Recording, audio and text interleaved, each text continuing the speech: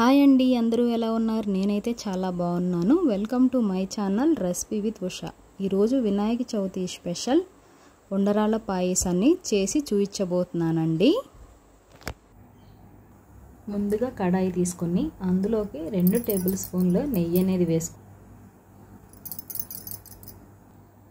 నెయ్యి అనేది కరిగిపోయిన తర్వాత డ్రై ఫ్రూట్స్ అనేది దోరగా వేయించుకుందామండి. డ్రై ఫ్రూట్స్ కింద నేను పచ్చి కొబ్బరి, జీడిపప్పు, కిస్మిస్, బాదం వాడానండి. ఇవి కాస్తంత ఫ్రై చేసుకుందాము. డ్రై ఫ్రూట్స్ ఇలా వేగిపోయిన తర్వాత ఒక బౌల్లోకి తీసేసుకుందామండి.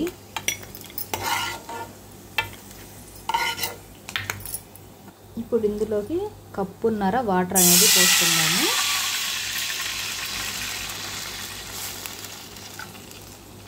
కప్పున్నర వాటర్. ఇందులోకి చిటికెడంతా ఉప్పు అనేది కూడా వేసుకుందాము. 2 టేబుల్ స్పూన్ల బెల్లం కూడా వేసుకుందామండి. బెల్లం కరిగేంత వరకు ఈ వాటర్ ఇలా కలుపుకుందాము. బెల్లం కరిగిపోయిన తర్వాత ముందుగా నానబెట్టుకున్న పచ్చెనపప్పు కూడా వేసుకుందాము. ఒక 15 నిమిషాల ముందు పచ్చెనపప్పు అనేది నానబెట్టానండి. ఇప్పుడు పచ్చెనపప్పు ఉడికిందో లేదో ఒక గింజ చూసుకుందామండి.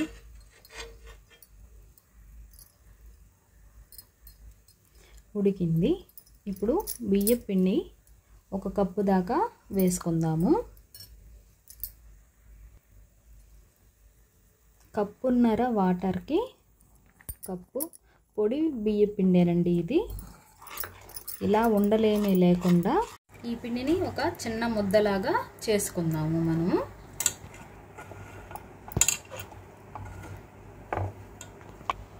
ఇలా ఉండ చేసుకున్న తర్వాత పొడి బియ్యం పిండి పక్కన పెట్టుకుని ఇప్పుడు చేతులకి ఇలా పిండి రాసుకుని చిన్న చిన్న బౌల్స్గా చేసుకుందాము.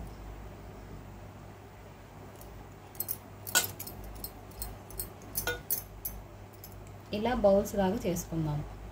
ఇలా ఉండ్రాలు చేసుకున్న తర్వాత ఇలా కాస్త పిండట్టు పెట్టుకుని ఇందులోకి పచ్చి కొబ్బరి ముక్కలు వేసుకున్నాము. వేసుకుని కొంచెం వాటర్ పోసుకుని పల్చగా కలుపుకుందామండి.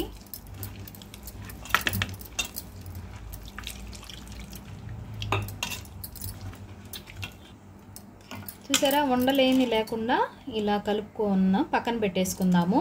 ఇప్పుడు ఒక కడాయి తీసుకుందాము. 2 కప్పులు అనేది వాటర్ పోసుకుందాము. చిటికెడంతా ఉప్పు వేసుకుందామండి. ముందుగా నానబెట్టుకున్న పచ్చెనపప్పు ఇందాక కొంచెం వేసుకున్నాం కదండి, ఇప్పుడు కొంచెం వేసుకుందాము. 1 కప్పు బియ్యం పిండి కాబట్టి 1 కప్పు బెల్లాన్ని కూడా వేసుకుందాము.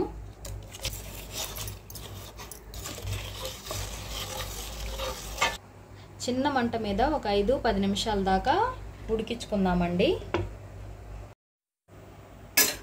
ఇప్పుడు బెల్లం మొత్తం కరిగిపోయింది కాబట్టి ఇప్పుడు ఉండ్రాలు అనేది ఇందులో వేసేసుకుందాము. అది మెల్లగా ఇలా కలుపుకుందామండి. చిన్న మంట మీదే ఒక 5-10 నిమిషాల దాకా ఉడికించుకుందాము ఉండ్రాలు అనేది ఉడకటానికి.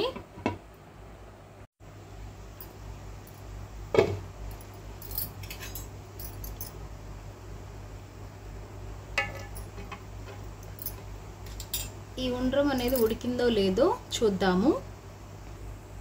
ఇలా ఉడికింది. ఇప్పుడు పచ్చెనపప్పు కూడా ఉడికిందో లేదో చూద్దాము. పచ్చెనపప్పు అయితే ఉడికిపోయింది.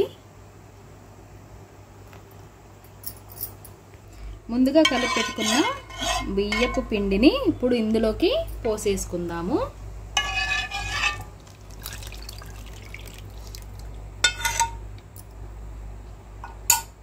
ఒక్కసారి ఇలా కెరటితో నెమ్మదిగా తిప్పుకుందామండి.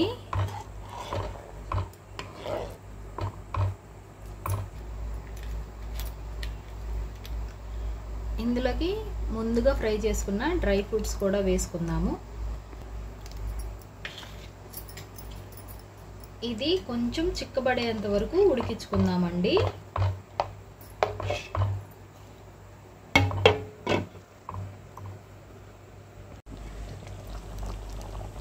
ఇలా ఉడుకుతున్నప్పుడు కాస్తంత యాలకుల పొడి వేసుకుందాము.